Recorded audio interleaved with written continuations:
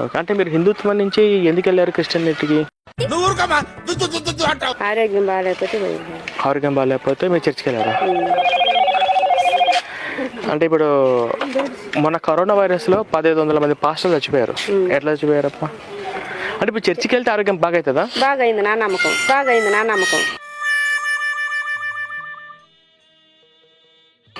Okay. మరి హాస్పిటల్కి ఎన్నో హాస్పిటల్ తిరిగా. చెన్నై కాదు, నెల్లూరు కాదు, మంచి మంచి హాస్పిటల్ కూడా తిప్పారు. బాగా వైద్యుల దగ్గరికి తిరిగినా. ఏమైంది? బాబు తీసింది చర్చిలో చేరిన నీళ్ళలో ముంచి రాపుతారు కదా మమ్మల్ని. ఆ నీళ్ళలోనే సప్పను వదిలేసింది. అంటే పై నుంచి కింద వరకు సీము నెత్తురు కాలేదు నాకు. ఎవరికి? మీకా? నాకు. ఓకే. అయిందా? బాగైందా? ప్రతిదానికి ఓవర్ ఎక్స్ప్రెషన్. లేపినాక నాకు బాగైంది. అప్పుడే కడిగిడిసి అయినాడు దేవుడు శుభ్రంగా. అప్పటి నుంచి శరీరం బాగుంది. చూడు ఆనమాలు కూడా ఒక రౌండ్ పుచ్చిపోయిన గోరు. ఈ గోర్లన్నీ పోయినట్టువి, మళ్ళా వచ్చినట్టువి. తొక్కేశారమ్మా లోకల్ పాలిటిక్స్ గాని చేతులకు గాని కనీసం కళ్ళు కూడా కనిపించేది నాకు. బాగా చెప్పమ్మా. ఇప్పుడు బైబిల్ కూడా చదవగలకుండా. సరే, ఇది ఒకసారి చదవండి. బైబిల్ పుస్తకం 2 పక్కన పెట్టుకొని చదవండి. ఓకేనా?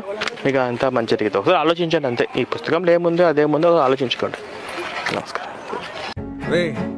అండ్ ఎవరికైనా చూపించండి రా, వదిలేయకండి రా బాబు అని అలాగా కూర్చోబెట్టి చెప్పండి రా, వదిలేస్తారేట.